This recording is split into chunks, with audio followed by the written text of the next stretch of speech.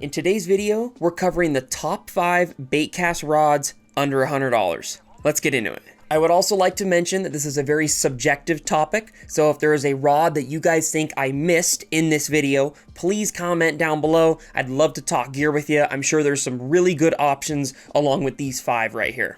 Rod number 5 on this list is going to be the 13 Fishing Defy Black rod. Now this rod's coming in at 60 bucks. This is the cheapest rod on the list. I think for 60 bucks, I think this is a great option. I do think there are better options on this list, but for $60, this is a fantastic bass rod. They do have a couple other sizes. I think you could use this for walleye and a couple other things in there, but it's mainly meant for bass. They have a decent selection of sizes, and it's also a pretty lightweight rod. I think it's a really good purchase for the price. However, if you're looking for a little step up from this rod, they also make the 13 Fishing Omen Black, which I have behind me here. Behind me here is the 13 Fishing Omen Black. This rod comes in at about, I think, like 110, 120. If this rod was under $100, or at $100, that would have been on this list for sure. But since it's not, I decided to include the Defy in here instead, because I still think for 60 bucks, I think that's a really good rod. Rod number 4 on this list could potentially be my personal favorite of every single rod for these top 5 here, and that is the Abu Garcia Vendetta. So I have done some reviews on this rod in the past. I actually have one over there in my little rod pile in my room. I absolutely love this rod. It's a really nice feeling rod. It's coming in at about $90 depending on where you buy it. The old one kind of had a weird like clicker on the top. Actually, let me go grab it and I'll show you guys. Okay, so here's the old one. The old one had this really weird like bulky clicker on it. Kind of weird, but they have since improved. The new model is really super sleek. I mean, it is really thin handle, super nice to hold. Even the old one was pretty comfy in your hands, but the new one is way better. Big improvement. For $90, this could be my favorite rod on the list, and they're super widely available. You can pick them up at pretty much any tackle shop. Scheels, Bass Pro, Cabela's, Sportsman's probably has them. Walmart probably has them. Like, there's a lot of places that carry this rod, so I would go in the local shop and check one out, because they're really nice to hold. They're also really durable rods, so for those of you that want like a really good pond rod or a rod that you can kind of thrash a little bit and not have to worry about it, this would be a great option for that. That's what I used to use this rod for, is pond hopping and stuff, frogs, Senkos, that type of gear, and it held up really well for me. All right, now rod number 3 on this list is one that I just had to include. I think if I didn't, you guys probably would have roasted me in the comments like you have in some of my other videos. I have gotten more comments about the Fenwick Eagle than any other rod ever made on my channel. I mean, I have had so many comments from people saying you need to throw the Fenwick Eagle in some of your top 5 rods. They are awesome setups, and I finally got to check one out at a local tackle shop, and I agree. It is a very nice feeling rod. It seems to be much higher quality than the previous Fenwick Eagles that they made. I believe it was like 4 or 5 years ago was the old model that I tried. So I've listened, folks. I've listened to you. I'm throwing it in a top 5 list. For 99 bucks, this is a pretty dang good rod. One thing I like about this rod too is this probably has the biggest selection of rods of any of the rods on this list here. If you go on their website, they actually have bass rods, walleye rods, salmon/steelhead rods, and trout/panfish rods.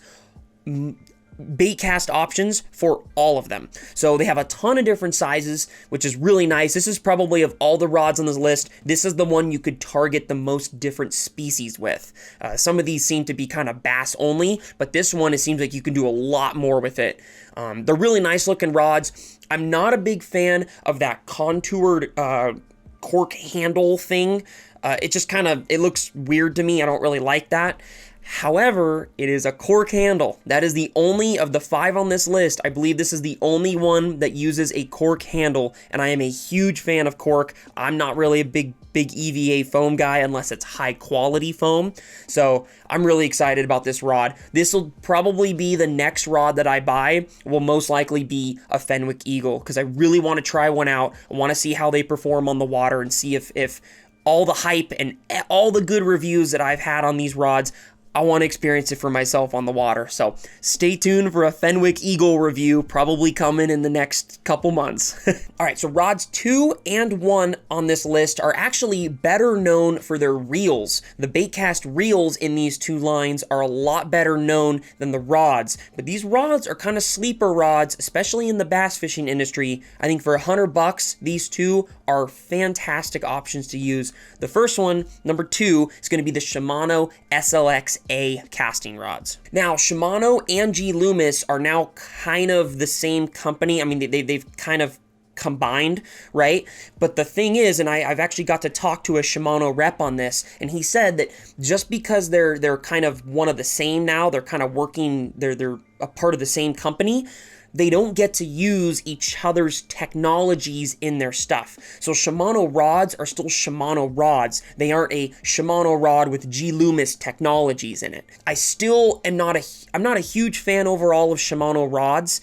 I definitely think Daiwa has better rods overall. I think there's a couple companies that are doing better on the rod aspect. Reels, Shimano all the way.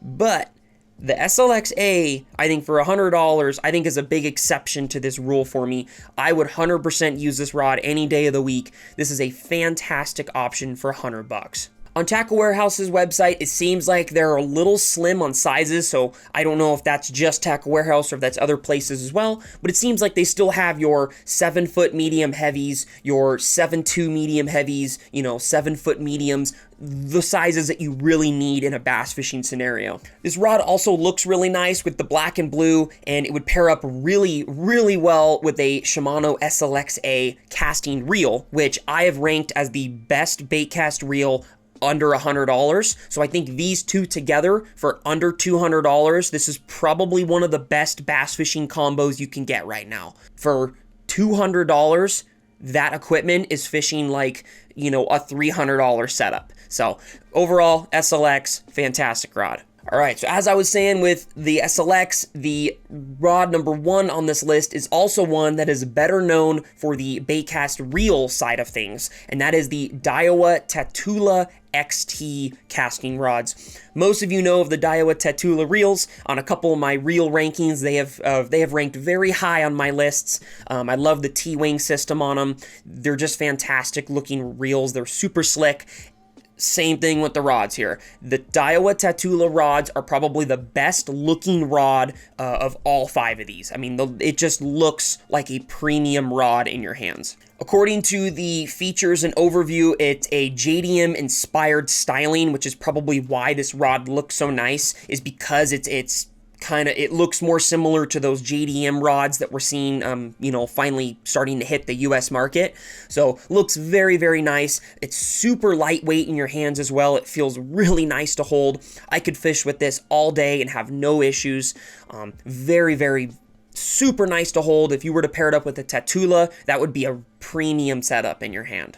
Now, it is made with the EVA foam. Like I said, I think the Eagle is the only rod on this list that has cork. However, the foam on this rod is a very high quality foam. It just feels better quality than some of the foam on these other rods. So I'm okay with it. It is a split grip too. I'm not a huge fan of split grips, but in this case, I'd make an exception because of how well these things feel while you're fishing it. It also has a graphite and braided X construction, and it basically helps with sometimes when you have a hook set or a heavy load, the rod tends to want to bend the other way. It wants to, it's going to make the eyelets turn down, due to just physics and how that moves. But the way that they have this rod constructed, it's going to hold up. It's going to have less twist on those heavy loads like hook sets or a big fish or a snag or something along those lines. So they definitely brought in some really cool features and aspects of higher end Daiwa rods, and they brought them into this rod and slapped on a really nice price label on there. So overall, it just seems like this rod, of all the rods on the list, has the most high-end features packed into one rod. Now, it is a little tricky to find these in store. I haven't found these very few places. I have found them in Scheels. The local Scheels has them, so I got to actually feel them in my hand, and they feel really nice. So if you can find a tackle shop near you that has these, go on in, take a look at them, and I think you're going to fall in love with them right as you pick them up because they feel really, really nice.